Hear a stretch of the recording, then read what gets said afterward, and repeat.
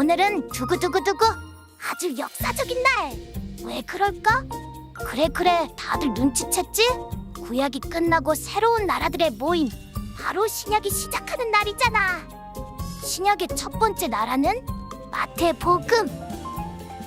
마태복음 아니고요, 부드럽게 마태복음이야. 마태복음은 예수님 제자들 중에 한 명인 마태가 기록한 나라야. 어떤 이야기들이 여기서 펼쳐질까? 얼른 다 같이 확인하러 가보자. 고고고! 마태복음 1장. 아브라함의 자손이며 다윗의 자손인 예수 그리스도의 족보입니다. 아브라함은 이삭을 낳고, 이삭은 야곱을 낳고, 야곱은 유다와 그 형제들을 낳고, 유다는 다말에게서 베레스와 세라를 낳고, 베레스는 헤스론을 낳고, 헤스론은 람을 낳고, 람은 아미나답을 낳고, 아미나답은 나손을 낳고, 나손은 살몬을 낳고, 살몬은 라합에게서 보아스를 낳고, 보아스는 루색에서 오벳을 낳고, 오벳은 이새를 낳고, 이새는 다윗 왕을 낳았습니다. 다윗은 원래 우리아의 아내였던 여인에게서 솔로몬을 낳고, 솔로몬은 르호보암을 낳고, 르호보암은 아비야를 낳고, 아비야는 아사를 낳고, 아사는 여호사밧을 낳고, 여호사밧은 요람을 낳고, 요람은 우시야를 낳고, 우시야는 요담을 낳고, 요담은 아하스를 낳고, 아하스는 히스기야를 낳고, 히스기야는 므낫세를 낳고, 므낫세는 아몬을 낳고, 아몬은 요시야를 낳고, 요시야는 바벨론으로 잡혀갈 무렵에 여고냐와 그 형제들을 낳았습니다.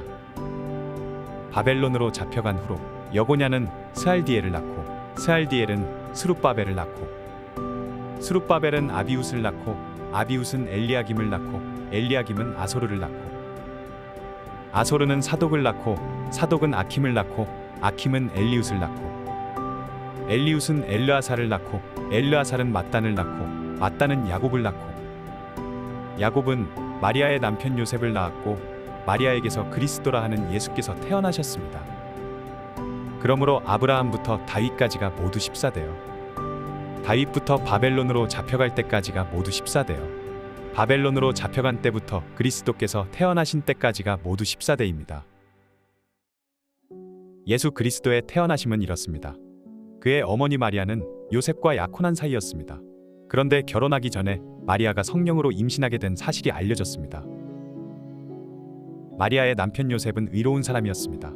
그는 마리아가 사람들 앞에 수치를 당하게 될까봐 남모르게 파혼하려 했습니다. 요셉이 이런 생각을 할 때에 주의 천사가 꿈에 나타나 말했습니다. 다윗의 자손 요셉아, 두려워하지 말고 마리아를 내 아내로 맞아라. 마리아가 가진 아기는 성령으로 임신된 것이다. 마리아가 아들을 낳을 것이니 그 이름을 예수라 하여라. 예수가 그의 백성을 그들의 죄로부터 구원할 것이다. 이 모든 일이 일어나게 된 것은 주께서 예언자를 통해 말씀하신 것을 성취하기 위함이었습니다. 처녀가 잉태의 아들을 낳을 것이요 그를 임마누엘이라 부를 것이다. 임마누엘이란 하나님께서 우리와 함께 하신다는 뜻입니다. 잠에서 깨어난 요셉은 주의 천사가 명령한 대로 마리아를 아내로 맞아들였습니다. 그러나 요셉은 아들을 낳을 때까지 마리아와 잠자리를 같이 하지 않았습니다. 마리아가 아들을 낳자 요셉은 그 이름을 예수라고 지었습니다. 마태복음 2장. 헤롯 왕 때에 유대의 베들레헴에서 예수께서 태어나시자 동방에서 박사들이 예루살렘에 찾아와 물었습니다. 유대 사람의 왕으로 나신 분이 어디 계십니까? 우리는 동방에서 그의 별을 보고 그에게 경배드리러 왔습니다. 헤롯 왕은 이 말을 듣고 심기가 불편했습니다. 예루살렘도 온통 떠들썩했습니다. 헤롯은 백성의 대제사장들과 율법학자들을 모두 불러 그리스도가 어디에서 태어날 것인지 캐물었습니다. 그들이 대답했습니다. 유대의 베들레헴입니다. 예언자가 성경에 이렇게 기록했기 때문입니다. 그러나 너 유대 땅 베들레헴아, 너는 유대의 통치자들 가운데 가장 작지 않구나. 내게서 통치자가 나와 내 백성 이스라엘의 목자가 될 것이다. 그때 헤롯은 몰래 박사들을 불러 별이 나타난 정확한 시각을 알아냈습니다. 헤롯은 박사들을 베들레헴으로 보내며 말했습니다.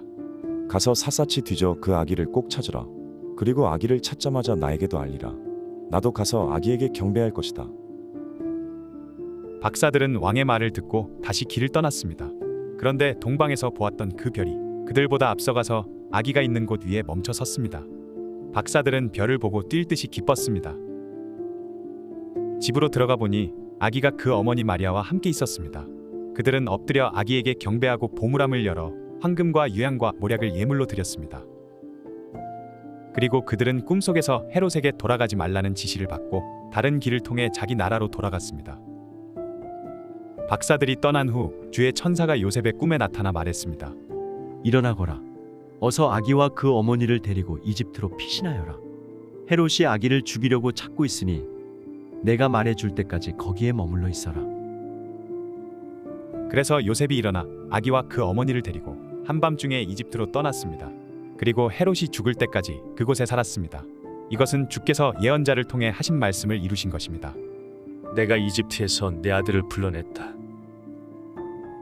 헤롯은 박사들에게 속은 것을 알고 분이 치밀었습니다. 그래서 그는 박사들에게서 알아냈던 시간을 기준으로 베들레헴과 그 부근에 살고 있는 2살 이하의 사내 아이들을 모두 죽이라고 명령했습니다. 이로써 예언자 예레미야를 통해 하신 말씀이 이루어졌습니다. 라마에서 슬퍼하며 크게 통곡하는 소리가 들리니 라헬이 그 자녀를 잃고 울고 있구나. 자녀들이 없어졌으므로 위로받기도 거절하는구나. 헤롯이 죽은 후 주의 천사가 이집트에 있던 요셉의 꿈속에 나타나 말했습니다. 일어나거라. 아기와 그 어머니를 데리고 이스라엘 땅으로 가거라. 아기의 목숨을 노리던 사람들이 죽었다. 그래서 요셉이 일어나 아기와 그 어머니를 데리고 이스라엘 땅으로 갔습니다.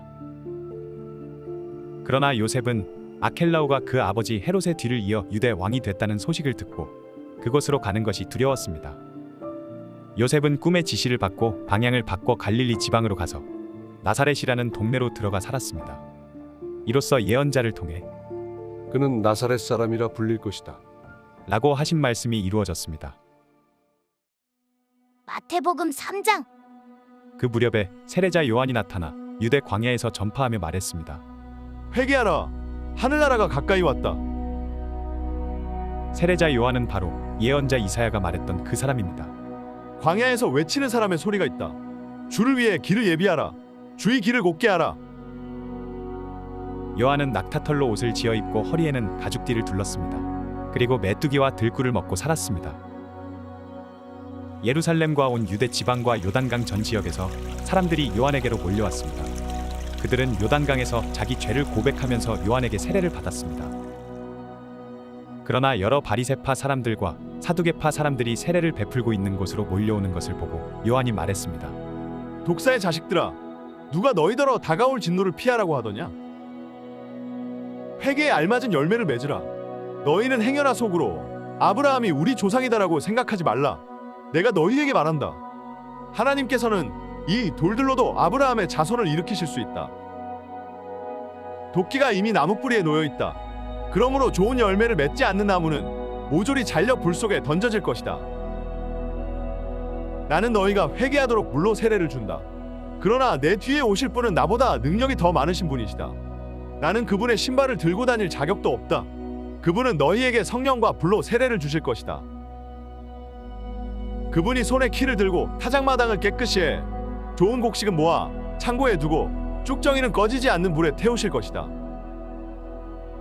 그때 예수께서 요한에게 세례를 받으시려고 갈릴리에서 요단강으로 오셨습니다. 그러나 요한은 이를 말리면서 예수께 말했습니다. 제가 오히려 선생님께 세례를 받아야 합니다. 그런데 제게 오시다니요? 예수께서 대답하셨습니다. 지금은 그렇게 하도록 하여라. 우리가 이와 같이 모든 의를 이루는 것이 옳다. 그러자 요한은 그대로 따랐습니다. 예수께서 세례를 받으시고 물속에서 올라오셨습니다. 그때 예수께서는 하늘이 열리고 하나님의 영이 비둘기처럼 자신에게 내려오는 것을 보셨습니다. 그리고 하늘에서 소리가 들려왔습니다. 이는 내가 사랑하는 아들이다. 내가 그를 매우 기뻐한다. 수고했어, 친구들. 다음은 어떤 말씀이 우리를 기다릴까? 그럼 다음에 또 만나자. 안녕.